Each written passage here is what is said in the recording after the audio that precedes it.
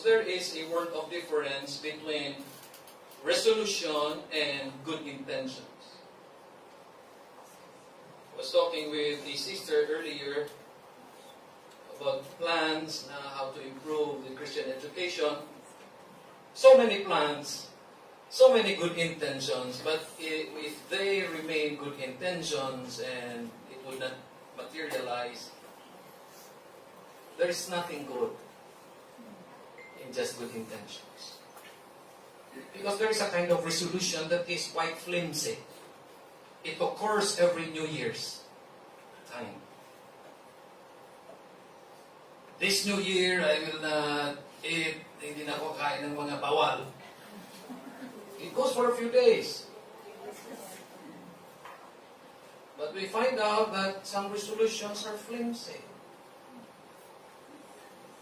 When we say resolution, when we say resolve, in the truest biblical sense of the word, listen to this, it means a holy, stubborn determination. And so when we say resolve to be courageous, it means that we make that decision to possess that holy, banal, stubborn determination to be courageous. That whatever happens in the midst of temptations, even though Satan is pulling you, you will stand strong, you will stand courageous, you will be stubborn, in a good sense of the word, and be determined to be courageous. That's right. But to encourage one another that what you say in your word is important to our lives and it is doable. By your grace, we can obey it. We can carry out your commands. And it will change us and it will make us better people, better men and women that you want us to be. Thank you for making your word available to us again. Your word is precious.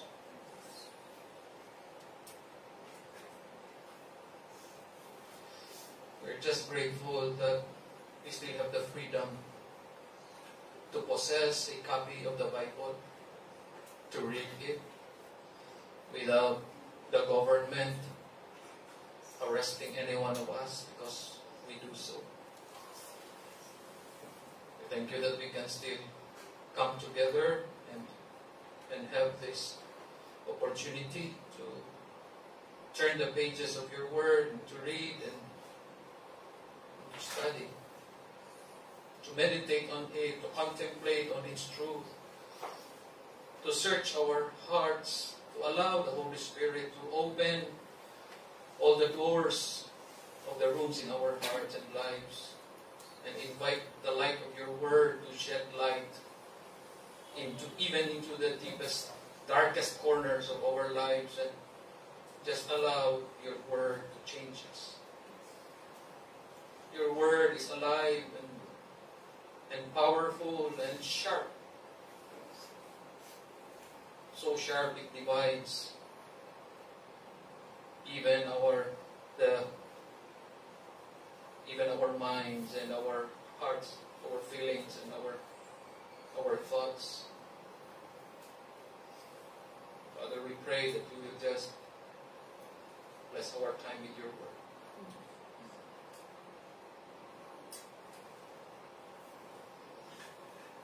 We commit to you, Father, our activities for this week and the coming weeks. The weather is against us, Lord. On Wednesday, we might have a rainy day.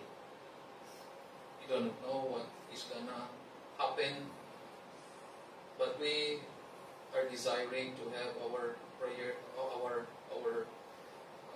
free day, our church outing. We pray, Lord, that you give us good weather. We do not know how this would happen. Father, we trust. Help us to stand in the faith. Help us to trust. Help us to believe that you have the power to change the weather.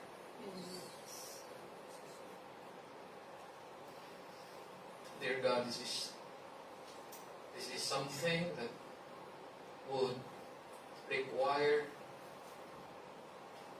a kind of faith that would not doubt. Help us to trust you. We know that when we gather on May 1, it will be for your glory and for the testimony of the greatness of your name. And so, dear God, please give us the privilege to stand in faith, to believe that you will answer our prayers. This coming 15th, we will have our prayer day. We continue to pray for each one's heart. You would fill us, Lord, with a sense of urgency that truly we need you and we need to pray and we need to support each other in prayer. And so we are asking, dear Lord, for a good turnout, a good attendance in our prayer day on May 15th. We have so many concerns to bring to you, Lord. And we know that the united kind of prayer will always bring results. And so we pray, help us, dear Lord, to commit that day for our corporate time of prayer.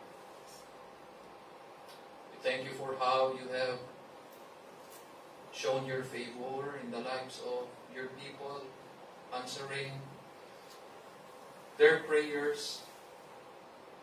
Thank you, Father, for helping Mom Jennifer.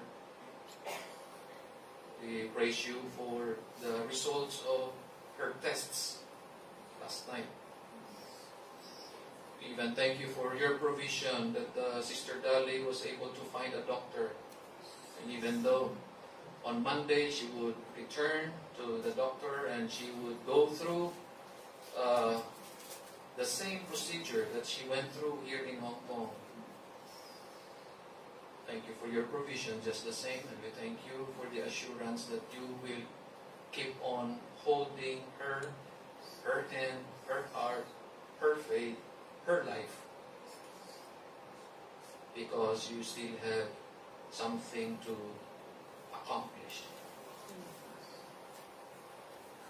You still have a plan for her. We pray for those who are not feeling well today. Again, dear God, ask for favor, that you would graciously touch them, each one of them, each one of us, and heal us, Lord. Remind us that you are our healer, and that you even bless the medicines that each one is taking so that everyone will be well again. We pray for those who are exposed to the influenza virus, going around in schools, in public places. We pray for your protection. We pray for those who are taking care of small children and the elderly. They need an extra measure of patience. We pray that you will help them, Lord, every day.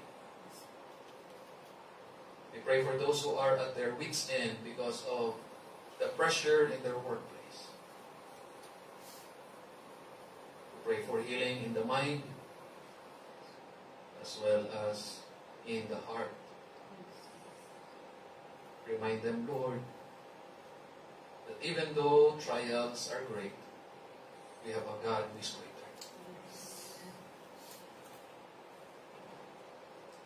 Dear Father, we pray that you will just continue to reveal yourself to us through your word and through the daily experiences that you allow us to have. Remind us, dear Lord, of your word that sanctifies us, preparing us for glory. We pray, Father, that we will constantly acknowledge its power and authority over our lives and decisions and choices in life.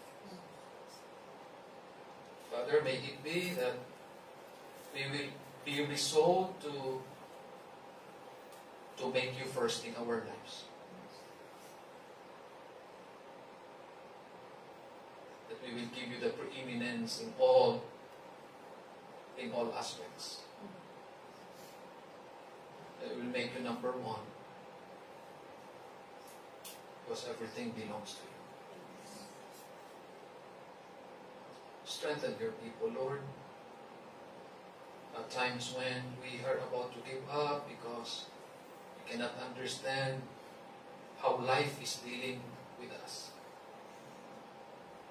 Trials are so severe, we do not know what to do. Extend your hand, Lord. Allow us to hold on to it. Develop our courage to trust your promises, to stand fast in the faith. We commit to you now our time. We pray for blessing. Meet our spiritual need today, Lord, so that when we return to our workplaces, we will bring these precious thoughts and truth with us. Principles that we must adhere to if we would want to have good success, if we want our way to be prosperous as what you have promised in your word. And so bless your people now. And your word in Jesus' name. Amen. You may wonder, brethren, what is verse 13 doing in the midst of personal updates?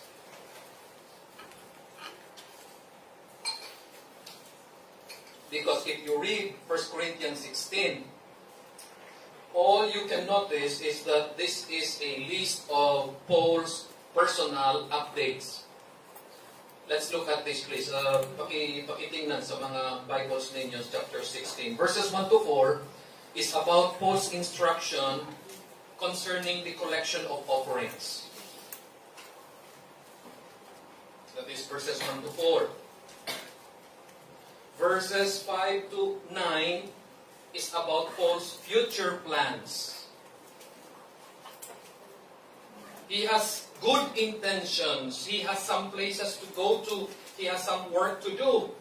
And he was expressing his plans to the believers at Corinth.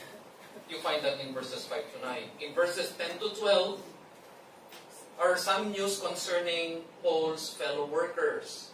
He was mentioning about Timothy and about Apollos there, what has been up with them, and all of this, including verses 15 downwards to the last, these are greetings, personal greetings.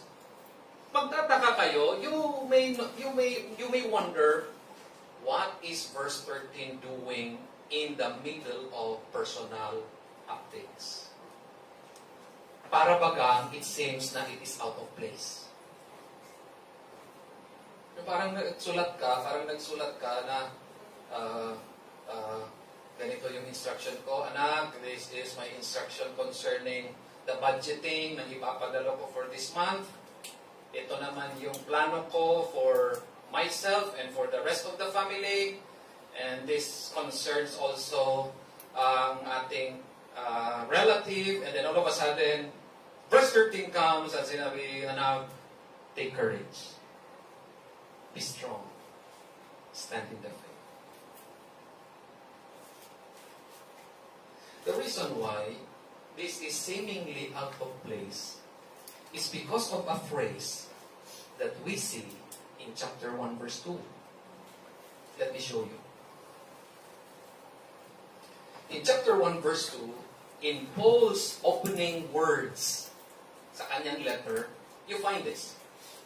To the church of God that is in Corinth, to those sanctified in Christ Jesus, called to be saints, together with all those who in every place call upon the name of the Lord Jesus Christ, both their Lord and ours. There is an interesting phrase in this particular verse. Ilagyan ko ng yellow para makita ninyo kaagad. In this interesting phrase, you see two entities. One explicit and one implied. Ano-ano itong entities na ito? Una, it talks about the Church of God. It talks about the Church of God. Siguro, if Paul is alive today and he writes to you, ito siguro ang magiging sulat niya sa iyo. To the Church of God. Saan ba sa inyo, ma'am? To the Church of God at Dingras. To the Church of God at Ilog. To the Church of God at Ilog. He was writing to a particular church, and this is the first entity, the Church of God. It is located in a certain community. But an implied entity can also be seen in this interesting phrase. You see the Church of God, the Church of God at Tinhaw. You see the church, and then you see a locality. Now, what makes it interesting? Because this first entity, nasa loob ng locality, ng isa pang entity, and it is also implied na itong entity na ito, somehow, its spirit and its culture ay nasa loob ng church.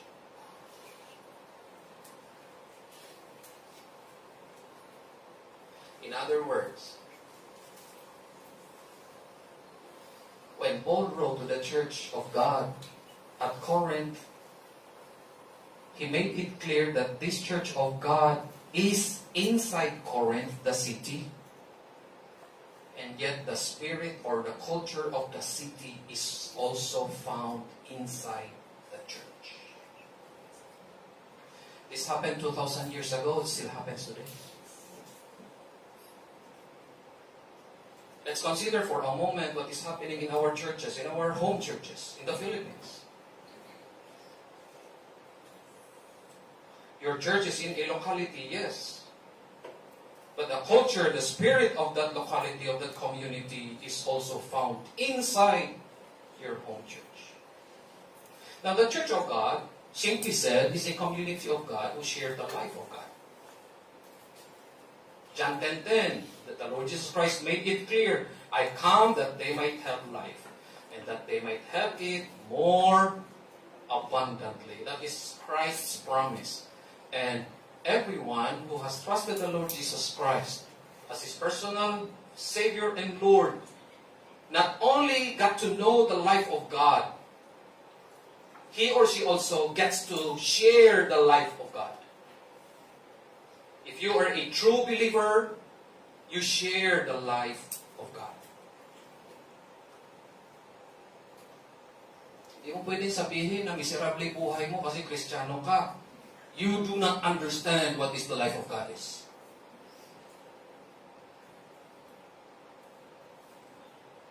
If you say that you are regretting why you became a Christian, you do not know what is the life of God is. You are also under the governing will of God. You recognize that God's will is best for you and for the church, and you have the willingness to yield yourself to the will of God. That is part of the community of the church. You also cooperate in the work of God. You look around you, you notice a particular thing to do for the glory and honor of God, and you do it for His glory, in service of Him and of His people. That is part of the Church of God, community. Ito yung Corinthian church. Ito yung church mo sa Pilipinas. Ito yung church mo dito sa Tinhaw. in contrast to this is another entity, the locality, where your church is. And it is characterized, generally speaking, a community that is ignorant of the life of God. Have you noticed na kapag nag-uusap na kayo about spiritual things, your unbelieving friends, umaayaw? Saan marami tao? Saan marami tao? Sa church or sa sayawan?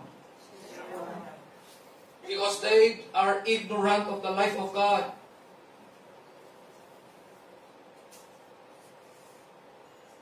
The community is governed by self-will. They would not surrender. They would not yield to the will of God. Ang nasusunod yung sarili nila. And listen, what makes things worse, the community, the locality is antagonistic to the purposes of God. They come up with labels against Christians, against the church.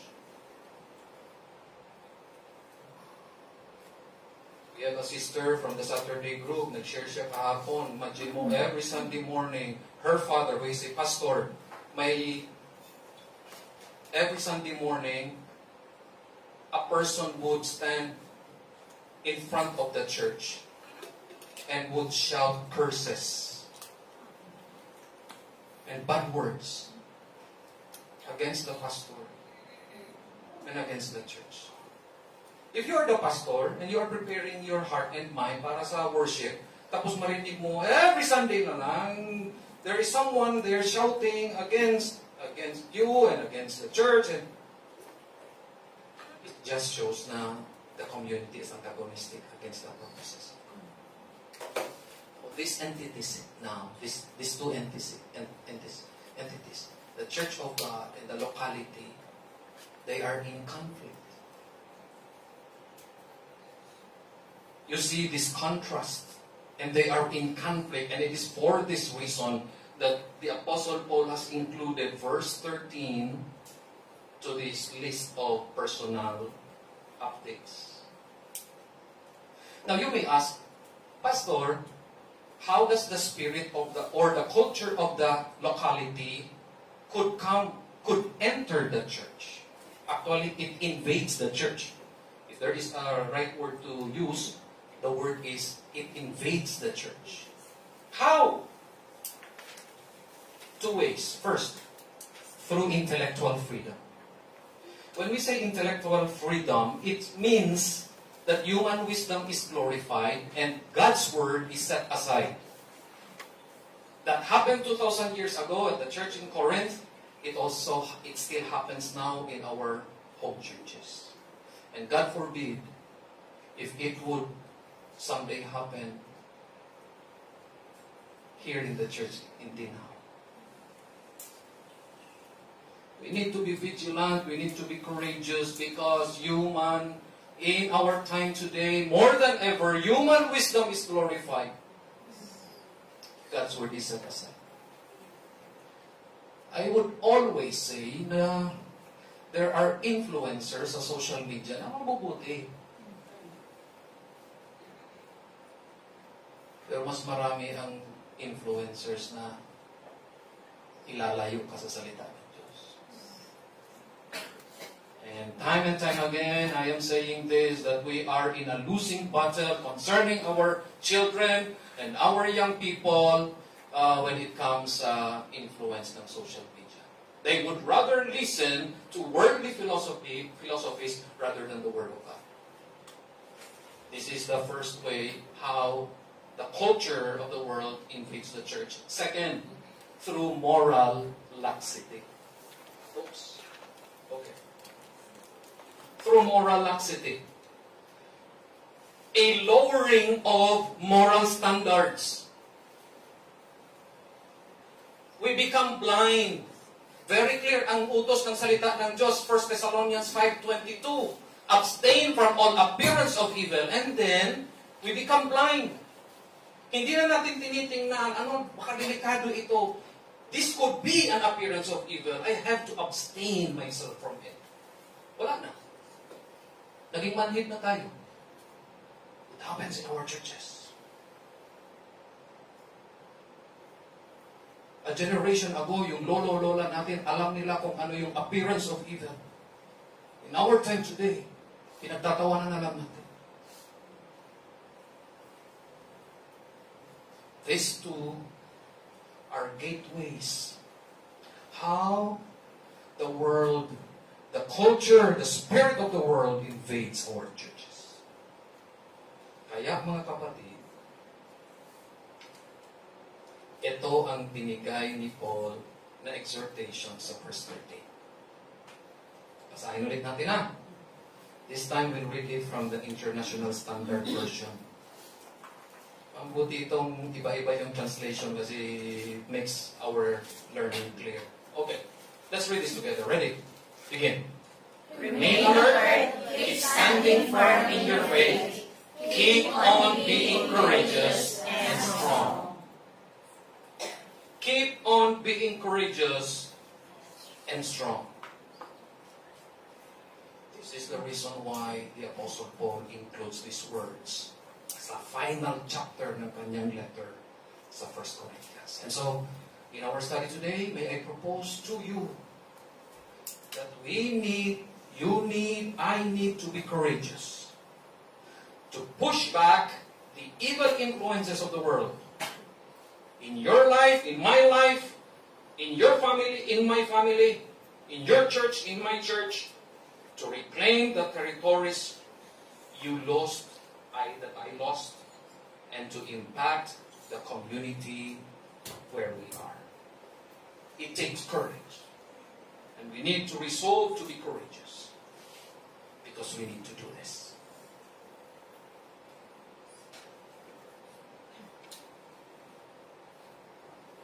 I hope as we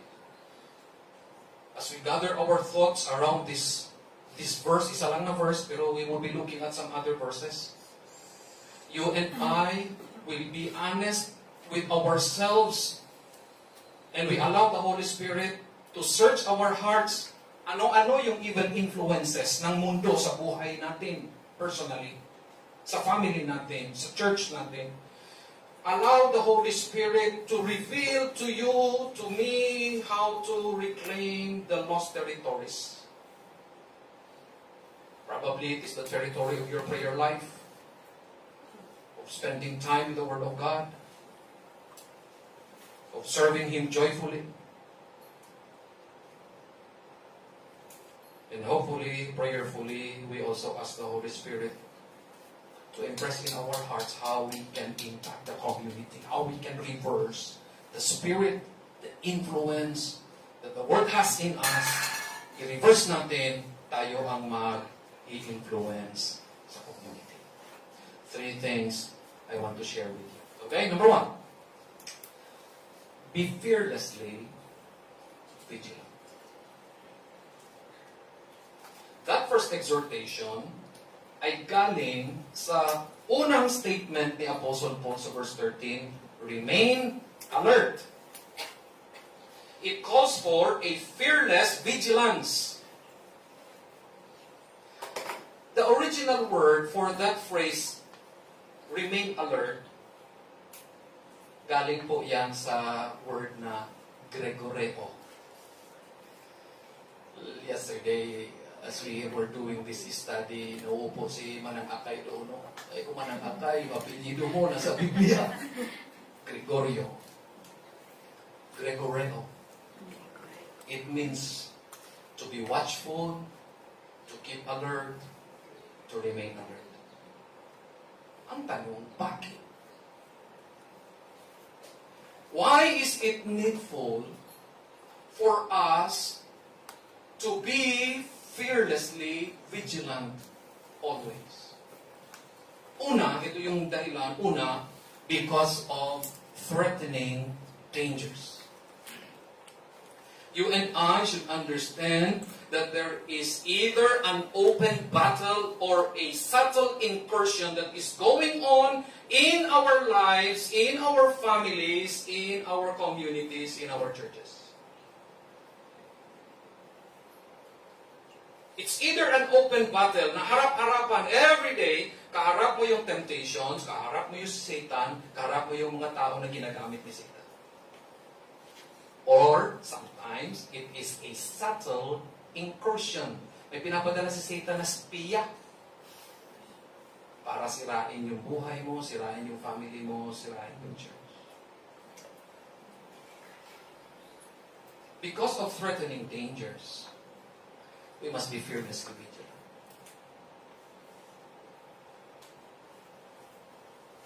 The Word has a way of providing a camouflage para hindi natin makita itong threatening dangers. So much so na at times when we see situations, hindi natin alam na delikado pala.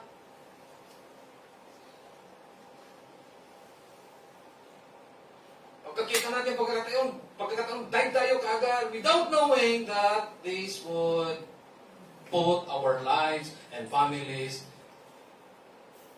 in peril. Mga kapatid, we are in perilous times. Very perilous. When we say we are in perilous times, it is not an analogy, it is not an allegory, it is not, it is not a metaphor, it is literally perilous times.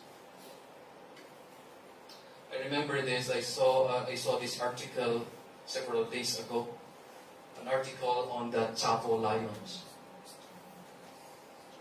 Kwentuhan ko kayo, may kilang naman na kwento ito.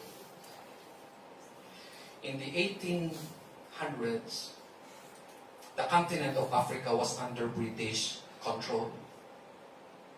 The British planned to provide a means of transportation na hindi mahirapan ng Africans.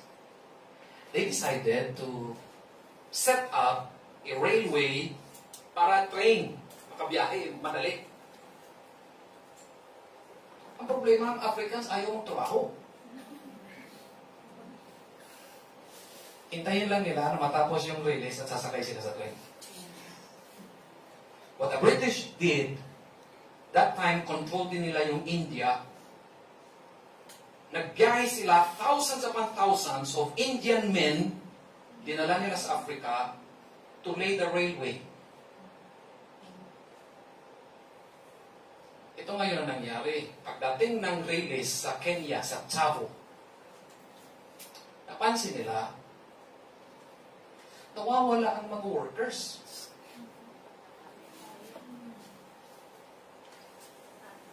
At first, they were ignoring it, pero soon, they noticed na talagang regular nawawala. Gabi-gabi. When they did a body count, 200 were missing. Ang problema sila ngayon, anong nangyayari dito? They discovered this. There were 2 male lions, young lions, sila yung salarin. Hindi mapansin. Hindi mapansin ng supervisor, hindi mapansin ng mga tao. Dadating lang. Tapos nawawala, tapos yung kasama nila wala na, nakukuha na. So that, they even named these 2 lions, ang isa ghost, ang isa darkness. Imagine mo yun? Wala rin kasama mo, kinuha ni ghost, kinuha ni darkness.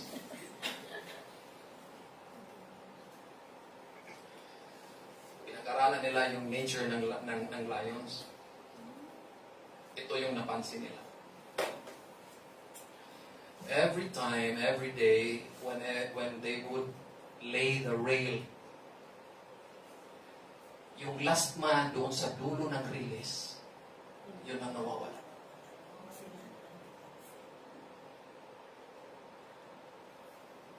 They soon get to know na itong 2 leon na ito, they would focus on the last man at susundan nila pabalik sa camp. Hindi napapansin ng mga tao, nandiyan lang para sa paligid. In the shadows, these 2 lions were hiding and waiting for the right time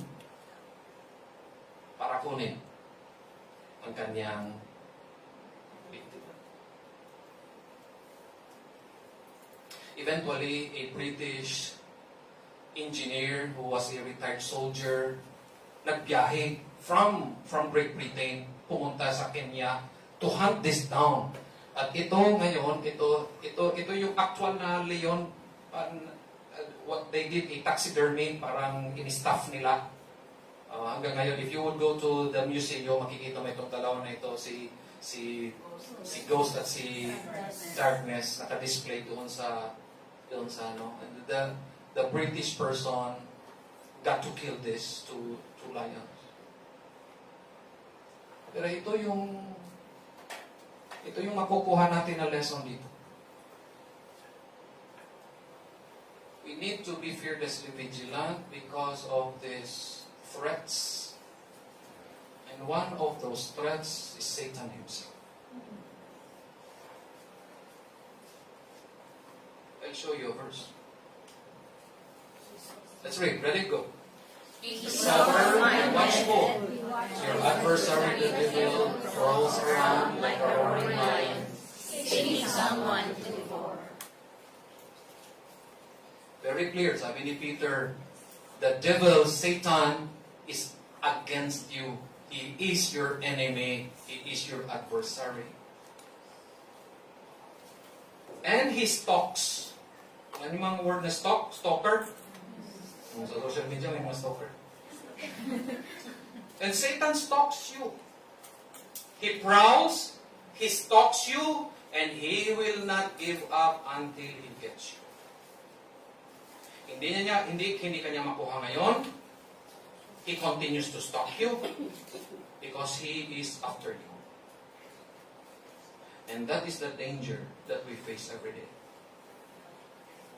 We need to be fearlessly vigilant because of this threatening danger. Now let me ask you this. Total, nandito naman tayo sa pag-contemplate ng salita ng Diyos. Let me ask you this. Let me ask you, and I also had to ask myself. Do we know where Satan is? Do you know where Satan is right now in your life? Do you know where the devil is right now in your family? Do we even know where Satan is right now in our church? Kung hindi mo alam, you need to know. Because Satan is a dangerous enemy. Without us knowing it, hindi natin alam, nandyan na, almost, baka, he is about to devour. He is about to devour me, he is about to devour you, he is about to devour your children, he is about to devour your married life, he is about to devour your church. We need to know. Do you know? Do I know? This is important. Kasi kung minsan iniisip natin, hindi mahalaga. Or minsan, we lose the battle before it starts because we lose courage.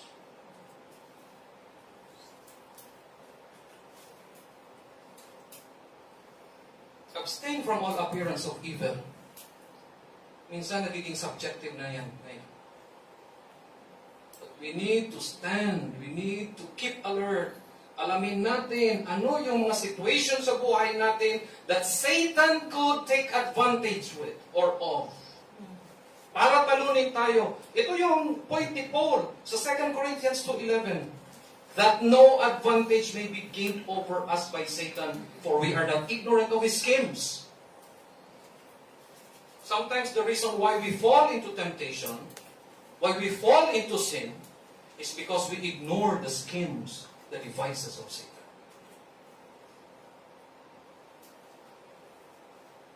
Ito yung prayer ni Paul. No advantage may be gained over us by Satan. Because believe this or not, Satan is not sleeping. He's always And He is always finding ways to take advantage of us.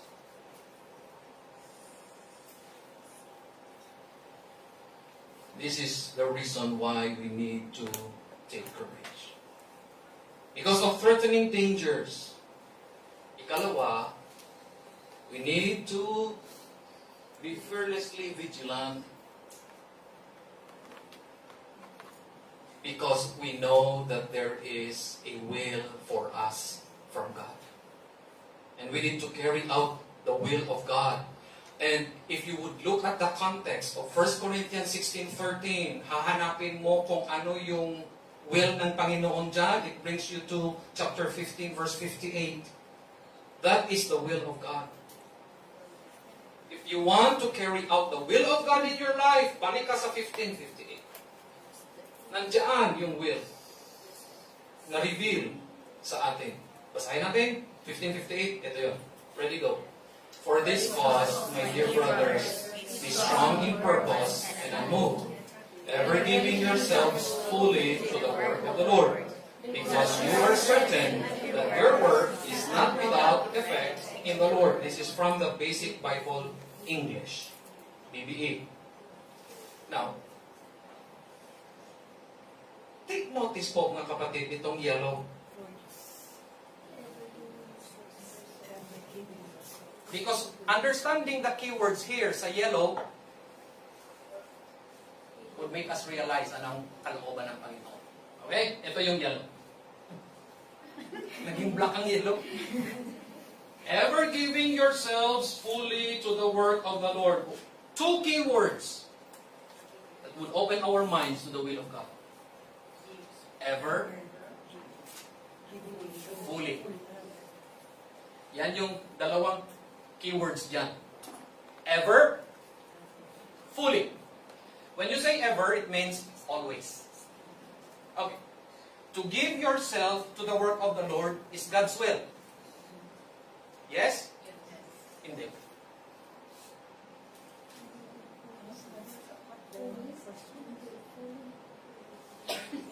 To give yourselves to the work of the Lord is God's will? Yes or no?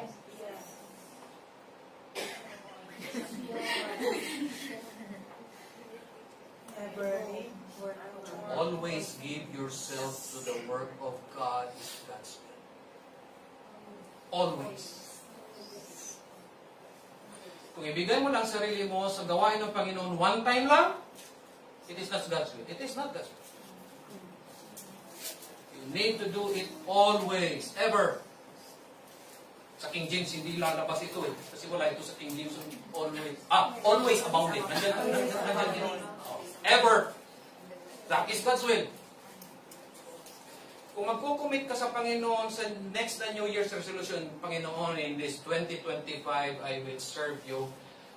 Isipin mo mabuti. Kailangan dugtungan mo, Panginoon, for 2025, I will serve you always. Kasi kung isang beses lang sa 2025, it is not God's will. Fully. Hindi kalahati. Kasi believe this or not, we can serve God half-heartedly. Nakalain mo, pwede ka pala kumanta sa choir, pwede ka tumayo dito, tapos kumakanta ka. Kumakanta. Ang may mo kalahati sa, hindi sa kanta, wala sa kanta, doon sa, kailan kaya matatapos ito? Ang tagal naman, ang haba-haba ito, 9 pages itong kanta na ito, may pupuntahan pa ko. That is serving God half-heartedly. Buuin mo. This day belongs to God. If you have plans, unahin mo muna ang Panginoon. Nag-biblical yun eh. Matthew 6:33?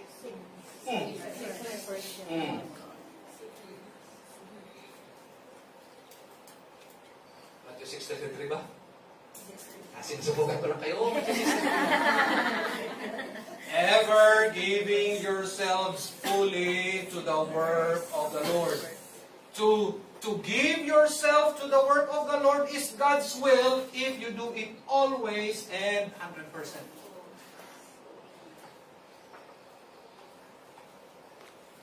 We need to be we need to be fearlessly vigilant. Second, ay salamat, Pastor Kawan. Secondly, be bravely resolute. And that comes from the second phrase, keep standing firm in your faith. Be bravely resolute. It still calls for courage. Keep standing firm in your faith. Why? For two reasons. Una, because of the persecution from the world. We need to be bravely resolute despite the persecution from the world. Usually, there are two ways that the world would affect us sa pag-persecute sa atin. Una, yung tinatawag natin na contempt by the learned. Yung mga matatalino ng mga tao, minsan, yung mga tao nag-iinsulto sa atin. We do not have time to read chapter 1, verses 18 to 25, but in these 7 verses, you will find that Paul mentions the word foolish 4 times. Ito yung sabi niya sa 18, verses 18 to 25, sabi niya, have you noticed, sabi niya sa Christians sa Corinth, have you noticed that the world calls the gospel foolish? Have you noticed that the world is calling you believers foolish? Have you noticed that the world is calling God's ways foolish? This is how the world persecutes you, persecutes me. The learned, yung mga matatalino, they put a label on us, calling us foolish, calling the gospel foolish.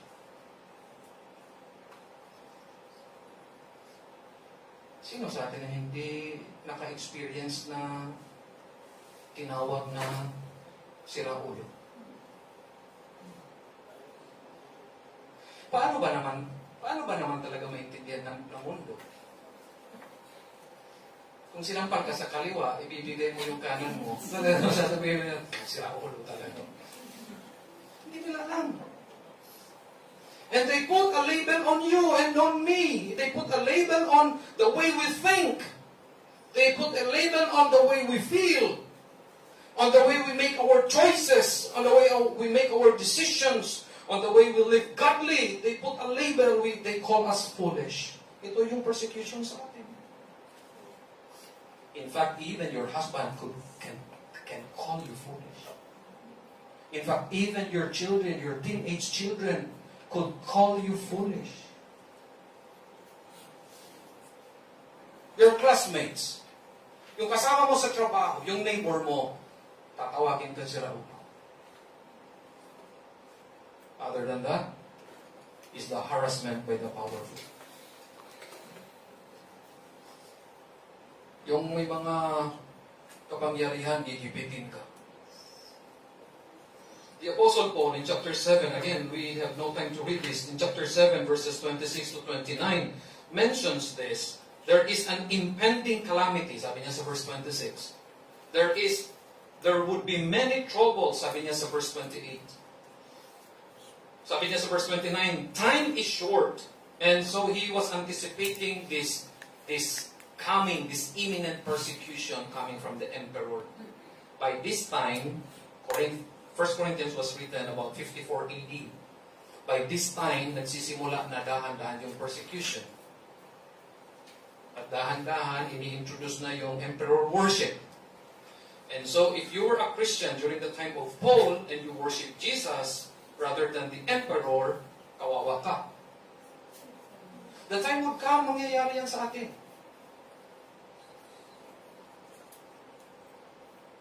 And so because of persecution, we must be courageous. A man by the name of Justin Martyr, he lived from 100 to 165 AD. Ito yung sabi niya one time. Sabi niya, though beheaded and crucified and thrown to wild beasts and chains and fire and all other kinds of torture, we do not give up our confession. But the more such things happen, the more do others in larger numbers become faithful. Here we see the need for courage. Why? Kasi sabi dito, through our courage, many will become faithful. Through your courage as a daughter, many will be faithful. Through your courage as a wife, many will be faithful. Through your courage as... Tapos na daughter? Tapos na? Mother, wife, worker, so on and so forth. Through your courage, many will be faithful.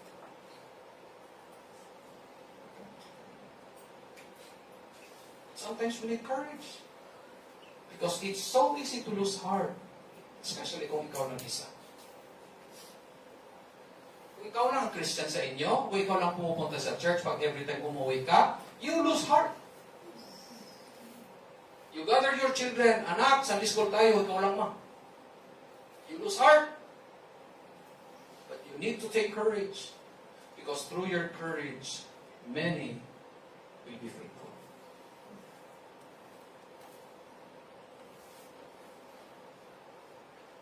Not only that, but also, we need to be bravely resolute because we are vulnerable to falsehood. Marami ang false teachers. Marami ang falsehood. Marami ang mali. A person who is teaching or preaching na naka-Amerikana at naka-necktie is not a guarantee that he is teaching the truth. Maraming falsehood. And because of that, we need to be bravely resolute. Sabi ni Paul, keep standing firm.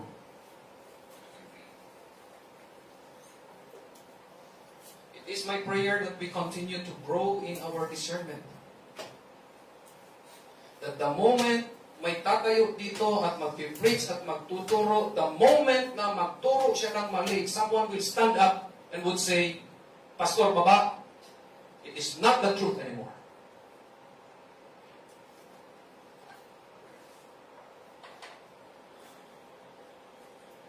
Ang lolo ko matapang yun.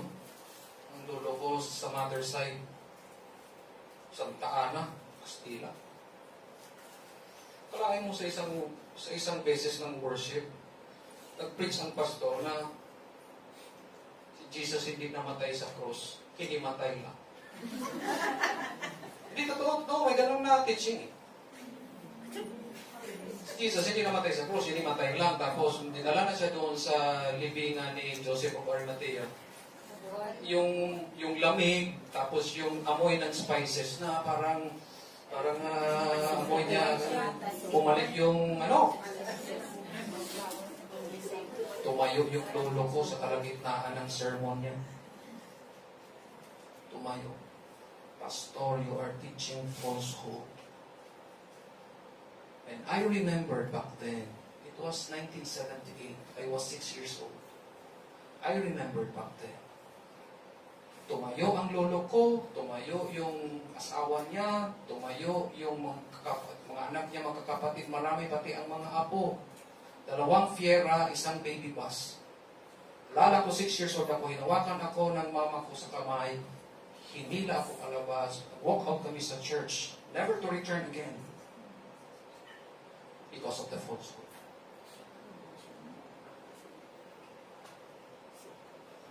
Need to take courage. Hindi lahat ng itinuturo, tama. We need to be discerning. That's why we encourage each one to have your own personal Bible. I hope today you are wearing the armor of God. You brought the armor of God with you. I hope today you brought the sword of the Spirit, which is the Word of God. Lahat tayo may Bible ngayon.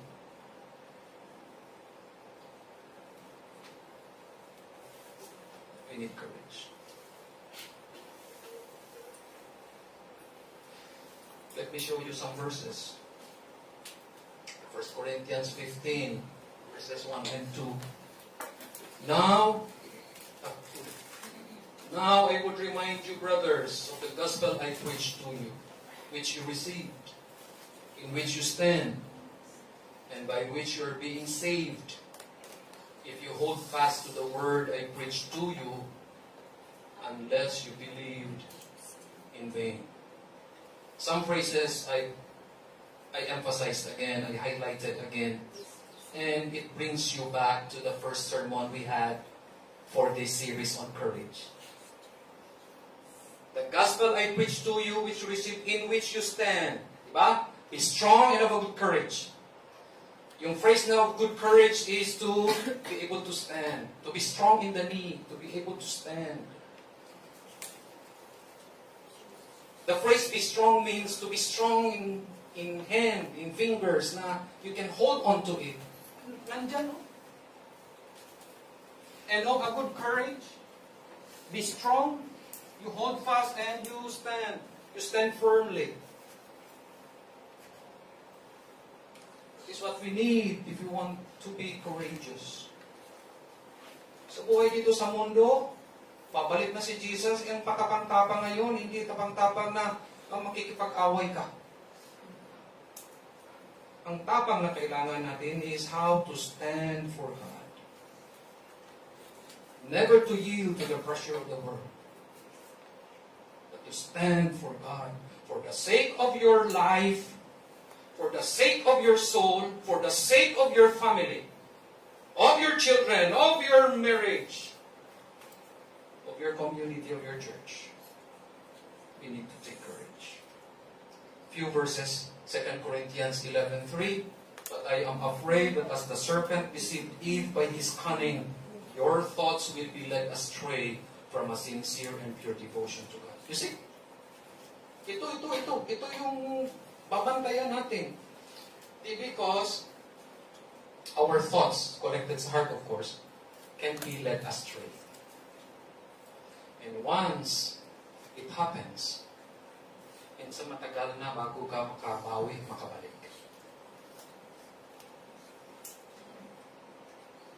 Sabi ni Paul sa 1 Corinthians 7:37, whoever is firmly established in his heart, ano sabi niya?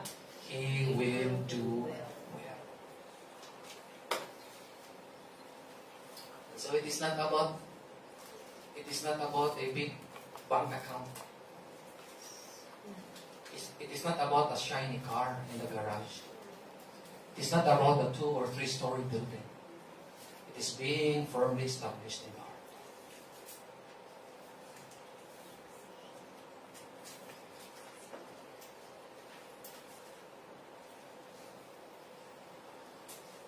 If you and I will be established in our hearts, this is the promise of God's word, we will do it.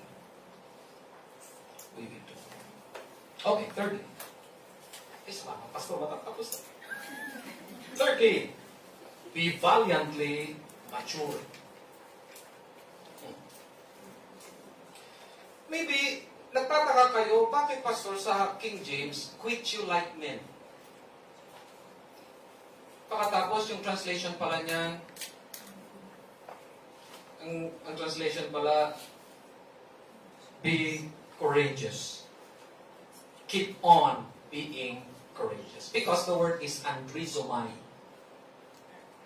The word is andrizomai, and the word andrizomai is from andros, being a man. May connection yun eh. Tama pala yung expression na magpakalalaki ka. Ibig sabihin, maging matapang ka. Nakikita kayo mga video na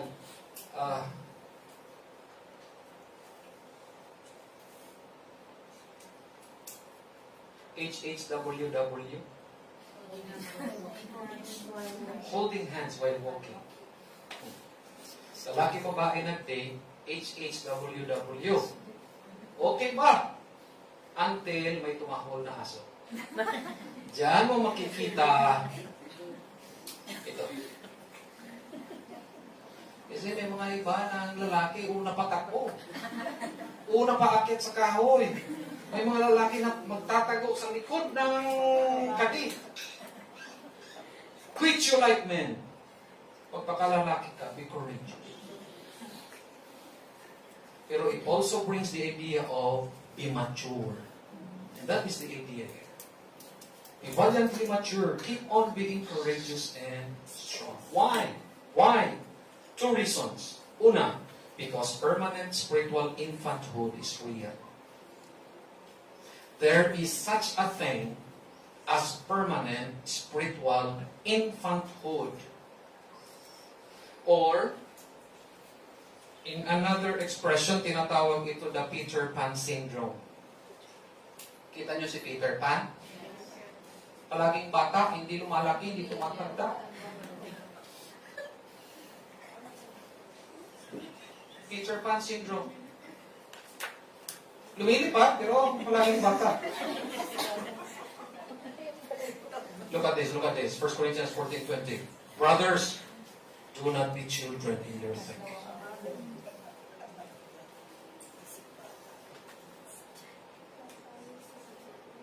Kasi nakakalungkot, 35 years old daw, tapos yung isip, ano ba?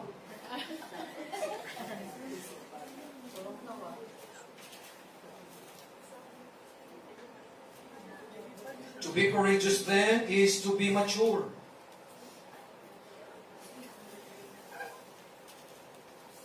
Permanent spiritual infanthood is real. I tell you, this is dangerous.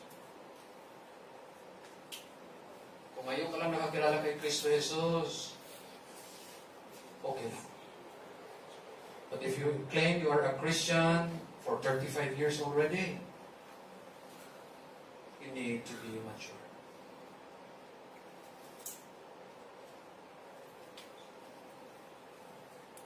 Bakit marami ang problema sa Corinthian Church? Kasi hindi sila mature.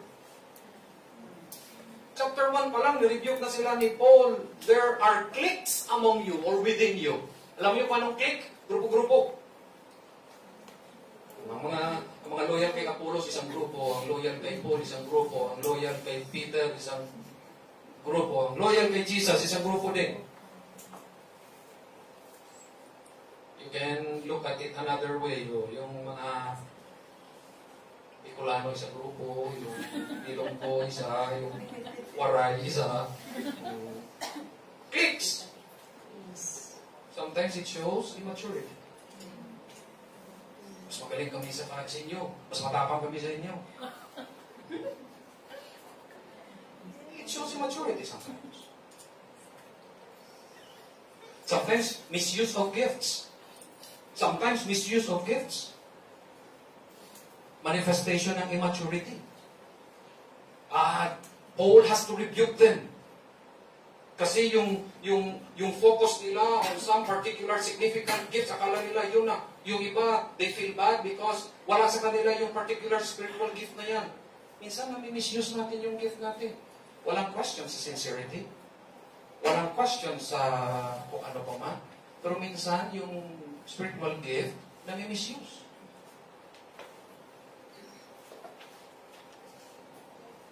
Kung gusto mo palagi ka nasa front, kahit hindi yun ang gift mo, misuse yun. Kasi talaga naman, may gifts talaga na it would bring you dyan sa harap. May gifts na yung serving, nandun lang sa likod minsan, yung mercy nandun sa likod. Kung yun ang bigay ng Panginoon, be content with that. But to strive and to manipulate your way, na galing ka doon, gusto mo mapunta dito, that is a misuse of gift and that is immaturity.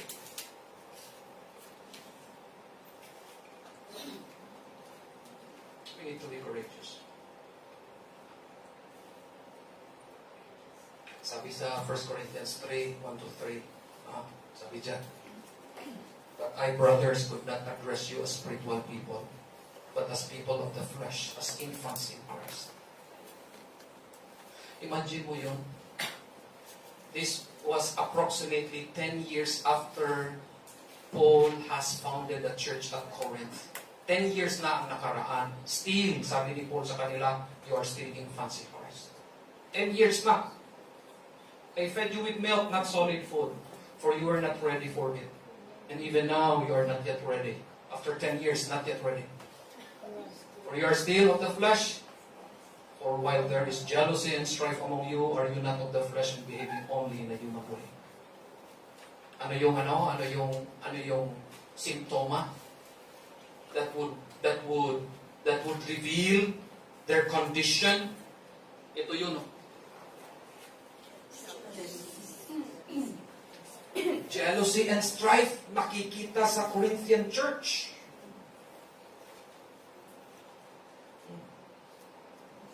So because of that, sabi ni Paul sa kanila, you are being immature. Grow up. Be mature. Take courage. That is the idea nitong last line. Why we need to be courageous. We need to be valiantly mature. Second reason, and I will end with this. Because pushing forward to maturity is necessary. We need to be courageous. Because maturity is not optional.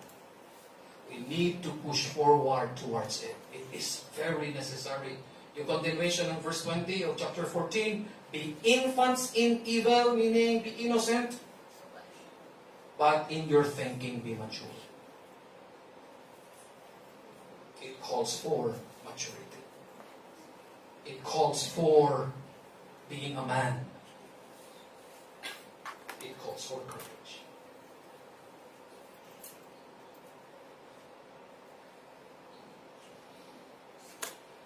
Minsan, alam nyo, honestly, minsan nag-enjoy tayo na magpaiwan sa pagiging infant in Christ kasi binibaby tayo.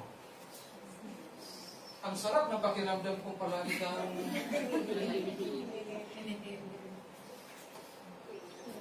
Or it is not the life that God is calling us to. It is not. It is never God's intention to call us to a life of permanent spiritual infanthood. He wants us to be mature. And so, ito summary na ito ng 4 na linggo natin na pag-aaral ng salita ng Diyos. Let us be courageous. Resolve to be courageous. First. Resolve to be courageous because there are dangers to avoid and God's will to do.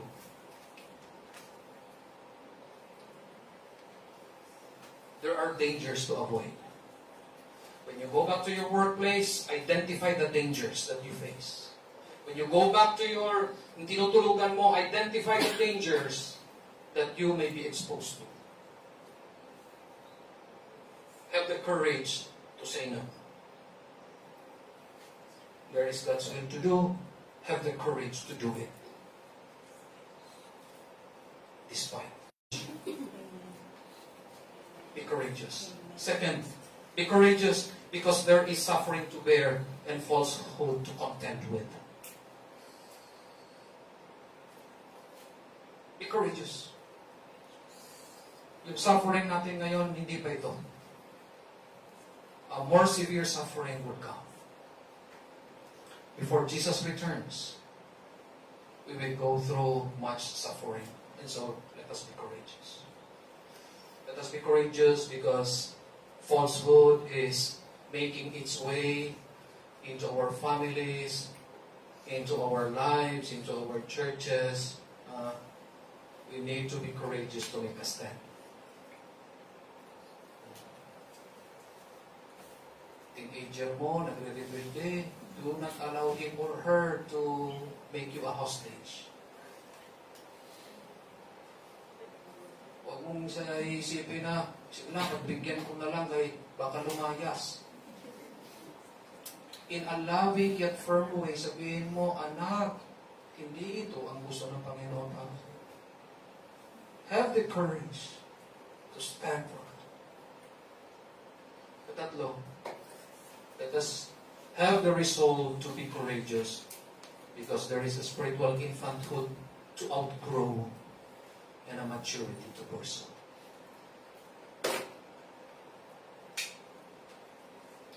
We need to break free from our spiritual infanthood and we need to move forward towards maturity.